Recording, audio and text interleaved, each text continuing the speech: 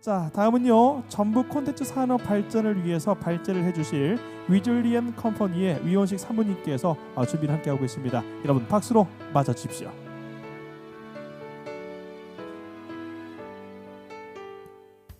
먼저 저는 그 국내 기업에도 소속이 되어 컨설팅 담당을 하고 있고요. 그리고 동시에 그 해외 글로벌 기업의 국내 지사장을 동시에 맡고 있는데, 제가 여러분들에게 이제 짧게 소개시켜 드리는 거는 제가 지금 맡고 있는 회사가 컨텐츠 산업에 있어서 가장 앞서 나가는 기업들에게 솔루션을 제공을 하고, 그 기업들이 변화하고 그 기업들이 어떻게 살아나가는 것인가에 대해서 많은 연구와 그다음에 협력을 하고 있기에 그 부분들을 여러분과 좀 나누고자 잠깐 앞에서 소개를 드립니다.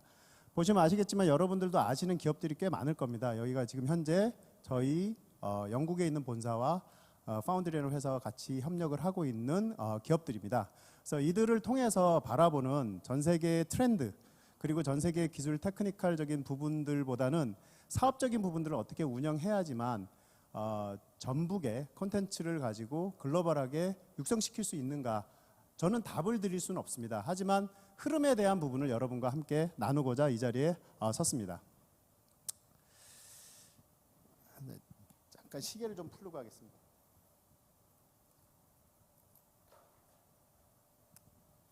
제가 다른 것보다 우선적으로 전북을 먼저 분석하기 전에 이 인구 분포에 대한 변화에 대해서 여러분과 함께 나누고 싶습니다. 우선적으로 약 40년간 1980년부터 보시게 되면 밑에 있는 그 229만 명이 1980년도의 인구 분포입니다. 그리고 전라도 전북 지역만 얘기를 드리는 거고요. 3,700만 명은 이제 전체 인원입니다. 저희 나라. 지금 흐름을 보시면 전체적으로 인원들이 그 전북에 사는 그 인구들이 계속 줄어나가고 있죠. 대신에 상대적으로 아래에 보시면 전체 우리나라 인구는 굉장히 상대적으로 늘고 있습니다. 하지만 지금은 정체기로 왔습니다. 현재 작년 기준으로 보게 되면 전북에 있는 인원은 181만 명으로 통계가 나오고 있고요. 전체 우리나라 인구는 5,180만 명 정도로 나오고 있습니다. 그런데 전북의 특성상 전주와 익산 그리고 군산시에 있는 인구 125만 명을 빼고 나면 실질적으로는 전북이라는 큰 지역 안에서 컨텐츠를 수요와 그 다음에 공급을 할 수 있는 전라북도 내에 있는 수요는 50만 명 내외뿐이 안 됩니다.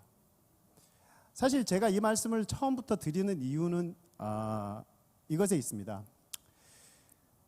자, 보시면은 전체적인 흐름을 간단하게 쉽게 보여서 도표를 만들었는데요. 대한민국 인구 흐름을 보시면 내수시장이라고 볼 수 있겠죠. 그리고 전라북도라는 지역시장이라는 걸 볼 수 있겠죠. 냉정하게 말씀을 드리면 2019년 기준으로 전라북도는 3.5%입니다. 우리나라의 인구로 따지면요. 그렇다면 전라북도 자체의 내수시장은 저는 컨텐츠 비즈니스로는 없다라고 냉정하게 말씀드릴 수 있고요. 그리고 다른 지역에 그렇다면 한국에 있는 5천만 명을 부르면 되지 않느냐? 다른 지역은 가만히 있습니까? 16개의 그 시도에 있는 그 진흥원이나 도와 시들이 자기 지역의 컨텐츠를 발전시키려고 하고 있습니다. 그러면 엄청난 경쟁이겠죠. 그렇다면 내수와 전북이라는 지역에 있는 인구를 가지고 사업화로 쉽게 얘기하면 컨텐츠 비즈니스를 하기 힘들다 그러면 어떻게 갈 것이냐. 결국은 여러분이 생각해야 되는 거는 해외에 있는 수요 내지는 해외로 수출할 수 있는 수요를 고민을 반드시 하셔야 되는 시기라고 저는 생각을 합니다. 그런데 제가 뭐 죄송한 얘기지만 계속 여기에 와서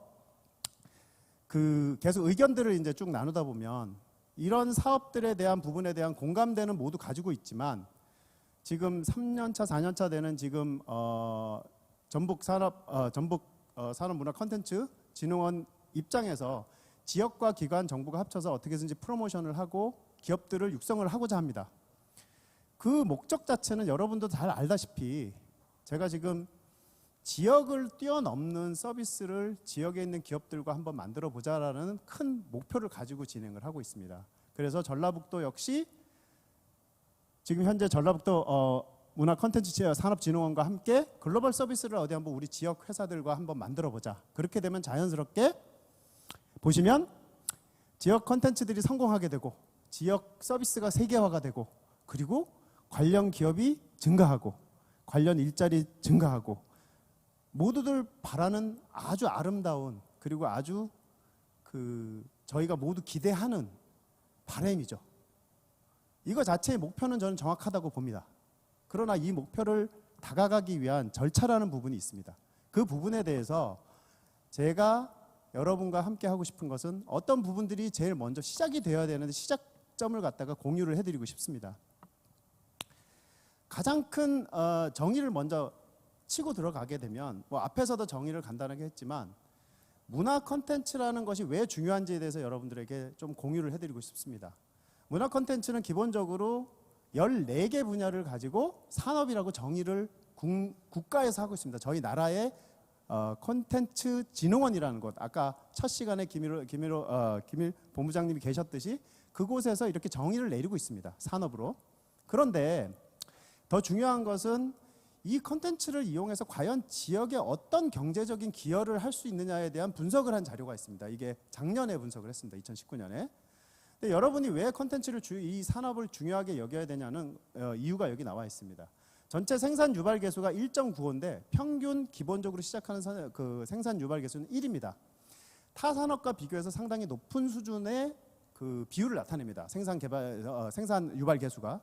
특히 그 전주가 굉장히 집중하고 있는 관광 산업 있죠. 관광 산업은 콘텐츠 산업의 경제적 기여율이 2.95%, 어마어마하게 높습니다. 이건 달리 얘기하면 제조업을 1이라고 계산하시고 그다음에 콘텐츠와 연계된 산업이 거의 2배에서 3배 정도의 생산성을 유발을 한다라는 값으로 보시면 됩니다. 그렇다면 반대로 생각하면 전북에서 다른 제조업이나 기존의 많은 산업들보다도 굉장히 많이 집중을 해야 될 분야라고 저는 봅니다. 그런 측면에 또 하나의 더 중요한 기여도는 경제적인 그 도움 이외에 우리가 흔히 융복합 산업이라고 콘텐츠 산업을 이야기합니다. 그 산업 안에는 단순하게 정량적으로 계산할 수 없는 정성적인 부분이 들어가 있습니다. 그 부분이 가장 대표적인 것이 다른 제품과의 융합, 그 다음에 경영과의 융합, 지역과의 융합, 더 크게 봐서는 국가와의 융합. 이 부분을 통해서 계산할 수 없지만 콘텐츠 산업이 줄 수 있는 국가에 대한 또는 이 지역에 대한 기여도는 상당하다고 볼 수 있습니다.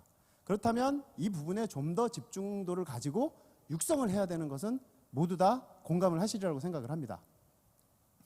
그러면 지역도 아니고 내수도 아니면 글로벌화를 위해서 도대체 무엇부터 시작을 해야 되는지를 좀 풀어가고 싶습니다.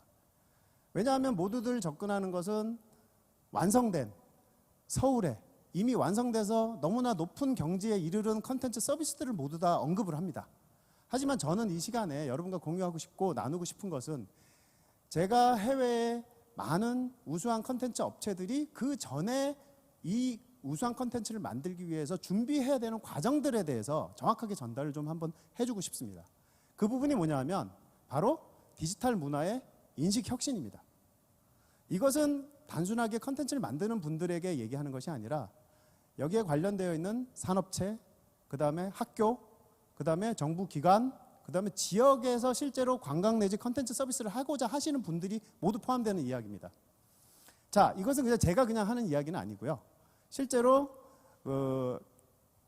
보시면 캡제미니 이벤트에서 글로벌 8개 국가의 340개 기관 1,700명을 대상으로 해서 조사를 한 것입니다. 조사를 한 결과를 보시게 되면 약 62%의 이 분야에 종사하는 분들이 성공을 하기 위해서 또는 콘텐츠를 제대로 된 서비스를 구축하고 글로벌 비즈니스를 하기 위해서는 디지털 문화로 내부의 인식 변화가 가장 필요하다고 지적을 하고 있습니다. 이건 무슨 뜻이냐?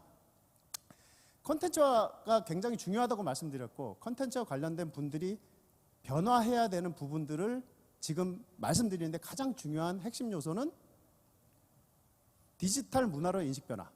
자, 이제부터 설명 한번 드려보겠습니다.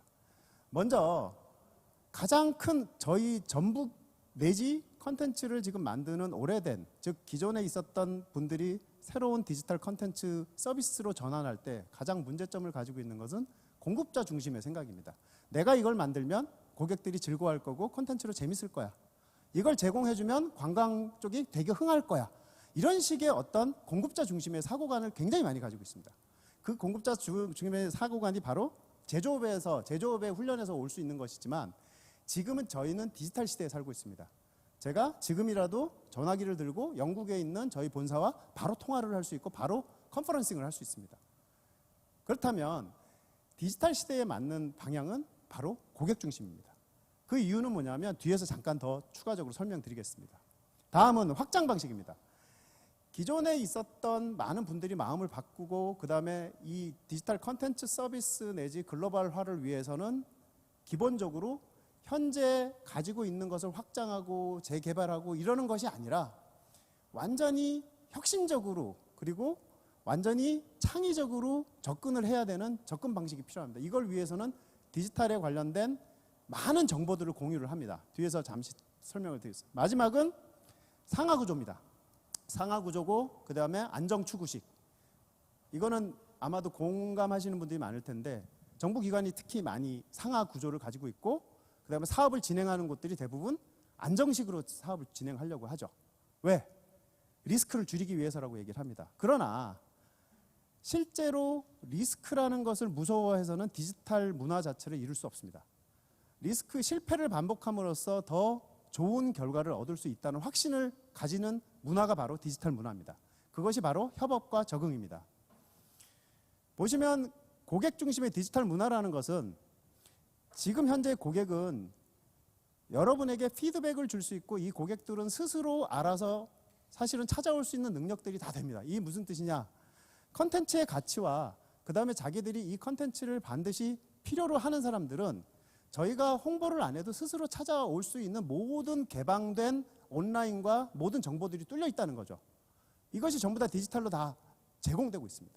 이 부분을 자꾸 인식을 못하고 우리가 만드는 건 아무도 모를 거야. 이걸 공급을 하면 저 사람들이 깜짝 놀랄 거야. 그럴 일은 거의 없습니다. 냉정하게 말씀드리면. 모두들 해외에 있는 모든 기업들이 고객의 소리를 굉장히 귀 기울여 듣습니다. 컨텐츠를 제작하더라도 거기에 대해서 이 사람들이 피드백이 오게 되면 그 피드백에 따라서 이 사람들에게 답변을 해주고 그리고 이 답변을 통해서 다시 업그레이드를 하고 이런 고객과의 상호작용을 통해 가지고 디지털 문화가 만들어집니다. 그것은 모두 무엇을 통해서 할까요? 온라인에 있는 SNS, 모바일, 온라인 서비스, 그 다음에 빅데이터 등의 분석을 통해서 고객들과 움직인다는 거죠. 이 부분이 바뀌지 않으면 항상 내가 제공하는 건 좋을 거야 라는 착각에 빠져서 컨텐츠 비즈니스 자체의 성공을 글로벌하게 성장시키지 못합니다. 두 번째는 탐구 방식의 디지털 문화입니다. 이 얘기는 가장 핵심적인 이야기는 내부적으로 전북에 있는 전북의 기업들만을 고집하는 것이 아니라 전북이라는 지역 자체에 있는 글로벌 컨텐츠 서비스를 위해서는 해외와 타 지역에 있는 좋은 기술과 기능들 그리고 현재 가장 우수한 그 전북과 맞춤을 할 수 있는 인력들과 소통하고 그 사람들을 최대한 활용을 하셔야 됩니다. 전북이 부족해서가 아니라 전북뿐만 아니라 서울이 됐던 미국이 됐던 영국이 됐던 자기들이 부족한 부분들은 미국에서 채우고 내가 부족하고 내가 이런 컨텐츠를 구현할 때 내가 부족한 부분들은 호주에서 채우고 필요하면 전북에 연락해서 전북에서 채우고 이런 생활 자체가 이미 전 세계적으로 디지털 컨텐츠를 만드는 사람들은 익숙하다는 거죠. 즉 내가 오픈된 마음으로 내가 부족한 부분들을 채워나가면서 서로 간의 소통과 그다음에 탐구를 할 수 있는 이런 문화가 되지 않으면 글로벌한 컨텐츠를 만드는 데는 엄청난 장애가 될 수밖에 없습니다. 다음은 협업과 적응입니다. 가장 대표적인 거. 저희 나라의 컨텐츠를 만드시는 분들이 가지고 있는 가장 한계점이라고 저는 느끼는 거는 이거는 내 것, 이거는 나의 것, 내가 고생해서 얼마나 이렇게 힘들게 만들었는데 글로벌하게 절대 못 갑니다. 제가 장담을 드리는데. 즉 내가 가진 것을 최대한 오픈을 하고 다른 사람들과 협업을 통하고 그 다음에 내가 가진 컨텐츠 자체를 많이 알리고 그리고 내가 가진 컨텐츠의 소스들을 많이 쉐어하고 오픈을 했을 때 전 세계 사람들이 같이 호흡하게 됩니다. 지금 시대가 디지털 문화의 시대는 완전히 여러분들이 젊은 분들은 많이 이제 익숙해졌지만 기존에 있었던 제가 말씀드렸던 산학, 관, 이 지역에 있는 분들의 이 마인드 자체들이 많이 바뀌어야 되는 이유는 글로벌하게 가려면 나도 글로벌한 마인드로 네트워킹을 하고 그리고 그들과 함께 공유하고 쉐어하고 서로 간의 계층적인 경계들을 허물면서 호흡이 되지 않으면 글로벌한 컨텐츠 서비스를 할 수 있는 준비가 안 된다고 말씀드릴 수 있습니다. 그래서 참여와 개방, 대표적으로 오픈소스라는 부분들도 있습니다. 그래서 그런 부분들에 대한 준비들이 굉장히 필요하다는 말씀을 드리는 거고요. 자, 그렇다면 제가 이 세 가지의 변화를 통해서 가장 가깝게 이런 변화들을 통해 가지고 여러분들이 타겟을 할 수 있는 소비층에 대한 이야기를 좀 나누고자 합니다.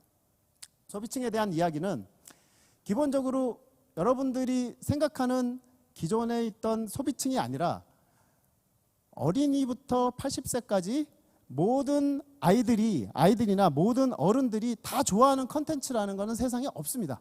제가 장담하지만.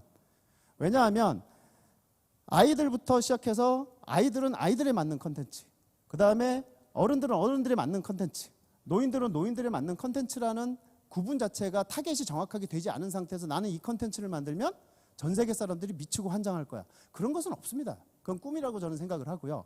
그런 측면에서 본다면 가장 중요한 것은 여러분들이 어디에다 타겟을 할 것이냐라는 겁니다. 그 타겟을 하는 부분들에 대한 가장 2020년 기준입니다. 2020년 기준으로 올해 저희는 밀레니얼 세대라는 이야기를 합니다.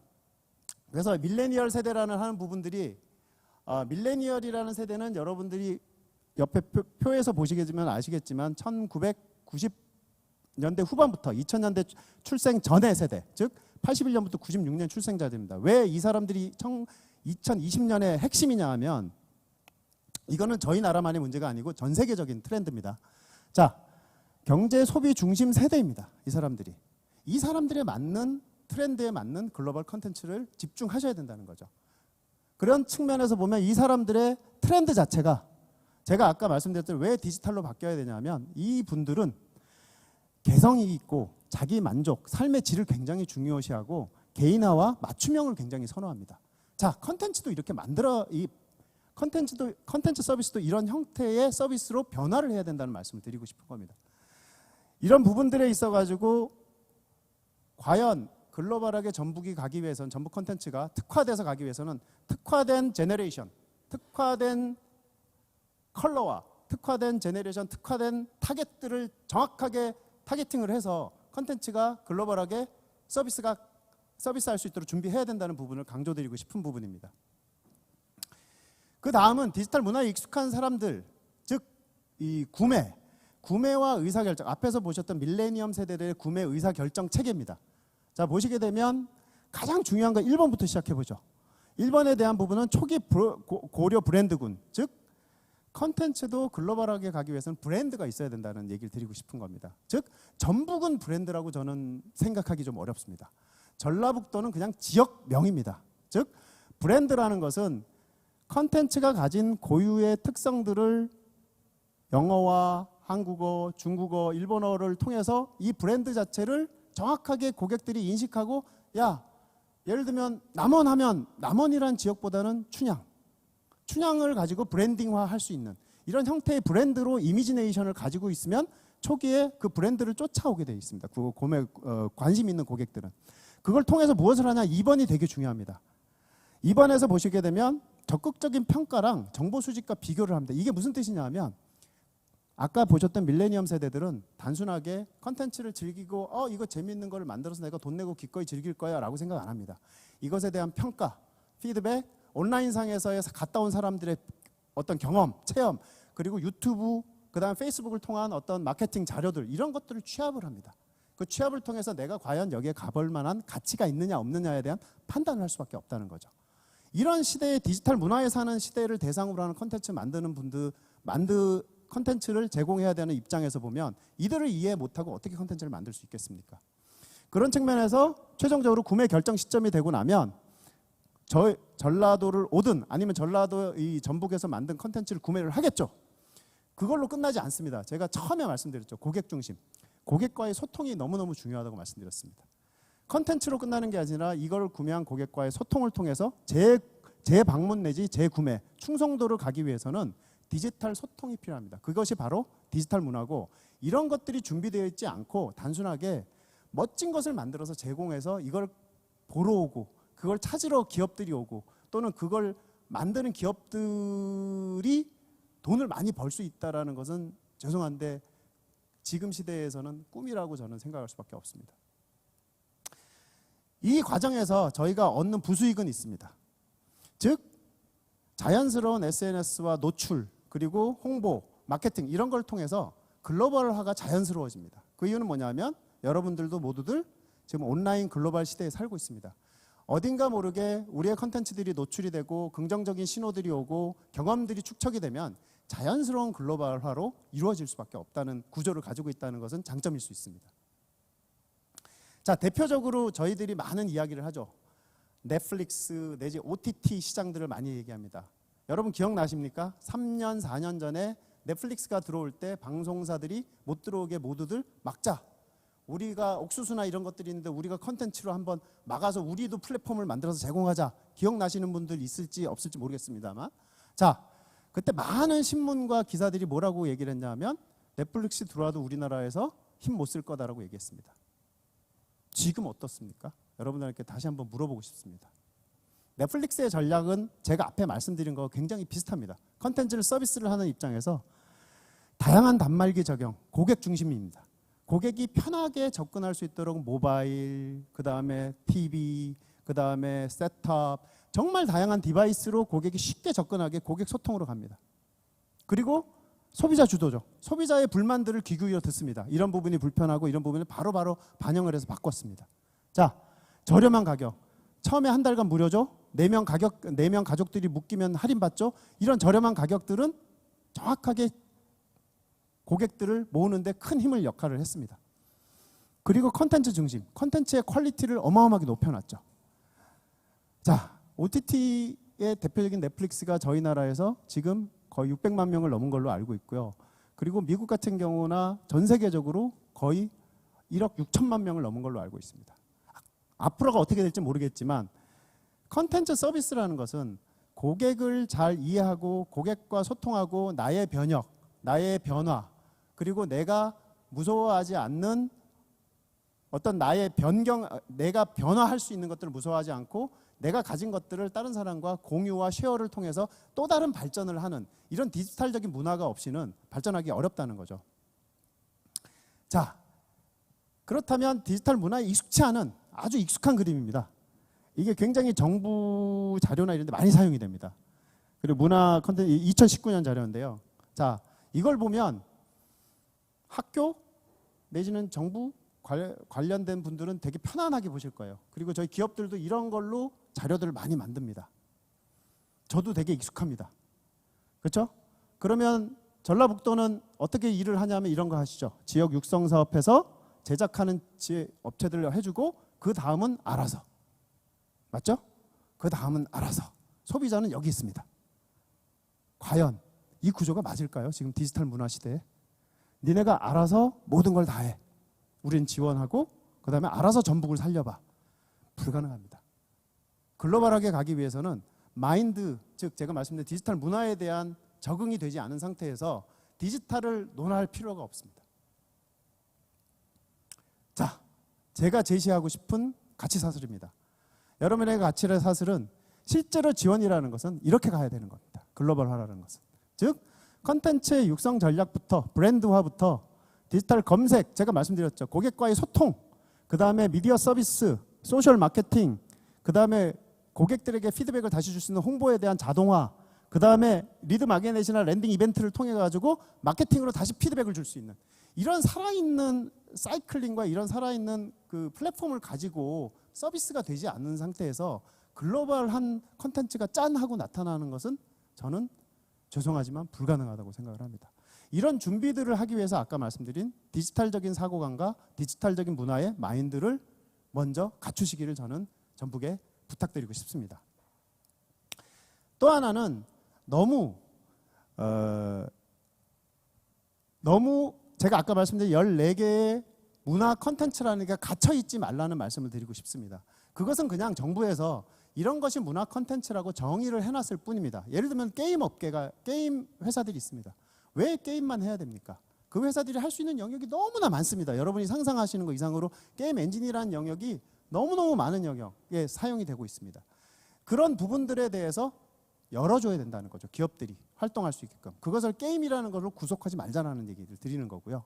그리고 그런 측면에서 지금 보시면 이건 보시게 되면은 UN에 있는 크리에이티브 이코노미 네트워크스에서 정의를 한 하나의 컨텐츠라는 서비스를 정의를 한 케이스입니다. 보시게 되면 저는 전북과 좀 굉장히 잘 맞는 것 같아서 이런 형태로 컨텐츠에 대한 정의와 서비스를 할 수도 있는 거 아니겠느냐 해서 페이지를 뽑아왔습니다.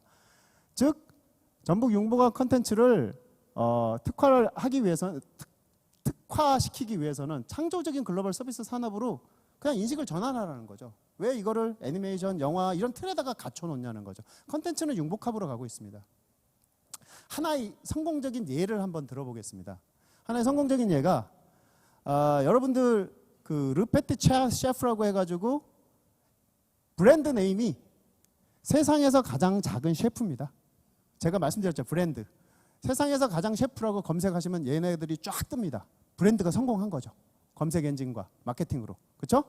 그리고 여기는 음식과 실제로 스컬 매핑이랑 테이블 메이션이라는 컨텐츠 전문 제작 기업이 같이 합쳐져서 하나의 서비스 모델을 만든 겁니다. 서비스 내용은 유명 레스토랑들의 코스 요리와 맞는 주제, 즉 그 지역에 맞는 이야기들, 예를 들면 남원이라 그러면 이도령과 성춘향 이런 이야기들을 글로벌하게 그래픽으로 표현해서 매핑 컨텐츠를 제작을 하는 기업입니다. 제작을 하는 서비스입니다. 이것은 현재 이 밑에 있는 거는 샘플입니다. 샘플이 아니라 이제 일부분 아시아 지역이고요. 전 세계적으로 수백 군데에서 이 서비스를 지금 하고 있습니다. 심지어 뭐 요즘 뭐 많은 문제를 안고 있지만 크루즈선에서도 지금 이 서비스를 하고 있습니다. 식당에서, 레스토랑에서. 이런 그 서비스는 굉장히 성공적인 모델입니다. 지역과 만나는 하나의 샘플을 한번 보여드리도록 하겠습니다.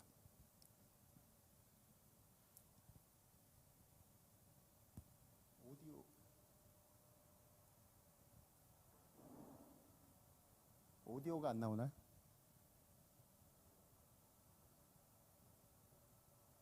오디오가 지금 보시는 거는 마르코 폴로의 저니 해서 마르코 폴로라는 사람이 자기가 여행을 가고 거기서 맛을 보았던 음식들을 갖다가 하나의 코스로 만들어서 디지털 컨텐츠의 프로젝션 매핑 서비스와 같이 제공을 하는 겁니다. 레스토랑에서. 이것은 요 레스토랑을 가야지만 맛을 볼 수 있고 요 컨텐츠를 볼 수 있습니다.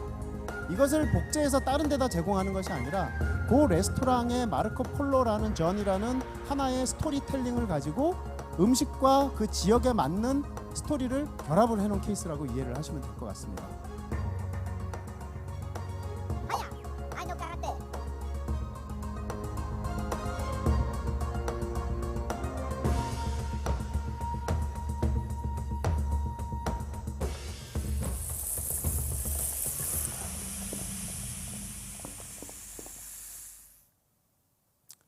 자, 그냥 심플하게 저는 좀 생각을 한번 해봤습니다. 단순하게 저걸 보면서 전북은 전북 음식 문화 대전이라는 게 있습니다.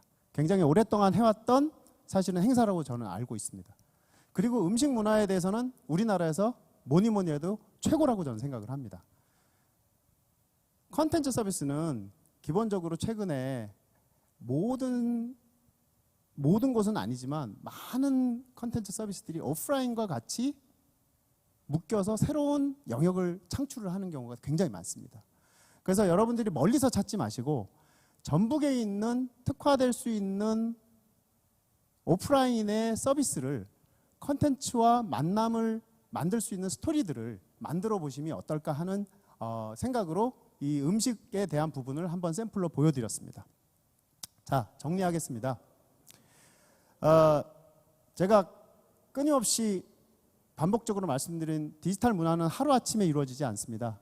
산하관 지역의 디지털 문화, 즉 고객이 중심적으로 소통할 수 있고 탐구 방식으로 끊임없이 협력과 소통이 되고 협업과 적응을 통해서 나의 자료를 공유와 개방을 통해서 또 한 번 업그레이드를 할 수 있는 이런 마인드를 가지지 않고는 글로벌하게 서비스를 안 되는 게 왜냐하면 소통이 안 되기 때문에 그렇습니다. 디지털 소통이 안 되기 때문에.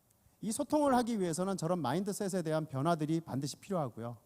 그리고 타겟팅을 정확하게 하자는 거죠. 컨텐츠 서비스에 구매를 하고자 하는 밀레니엄 세대라 그러면 그 밀레니엄 세대에 맞는 그들이 원하는 트렌드와 그들이 맞는 흐름에 맞는 전북에 특화된 서비스를 고려하시라는 겁니다. 아이부터 노인까지 내가 한 거는 누구나 다 좋아할 거야 라는 이런 말도 안 되는 허황된 컨텐츠 서비스는 글로벌하게 절대 성공할 수 없습니다. 아까 음식과 맞듯이 음식을 먹으면서 마르코 폴로를 내가 느끼고 컨텐츠를 통해서 감상할 수 있는 하나의 스토리들이 정확하게 나와야 된다는 거죠. 타겟팅된. 마지막은 디지털 문화에 기반한 컨텐츠 서비스를 부탁드린다는 거죠. 즉 여러분들이 가지고 있는 지금 현재 살고 있는 세상은 디지털 세상입니다. 디지털 세상이라는 의미는 너무 힘들게 보시지 마시고 여러분들이 쓰는 모바일 폰도 디지털이고 TV도 이미 디지털 TV고 그다음에 인터넷으로 하는 모든 데이터들도 모두 디지털로 전부 다 움직입니다. 그러나 내가 컨텐츠를 바라보는 마인드는 아날로그라면 과연 디지털 세상에 맞는 문화를 가지고 디지털 세상에 맞는 글로벌한 컨텐츠가 만들어지겠냐는 것이죠. 이 부분을 마지막으로 부탁드리면서 오늘 발표 이것으로 마감하도록 하겠습니다. 감사합니다.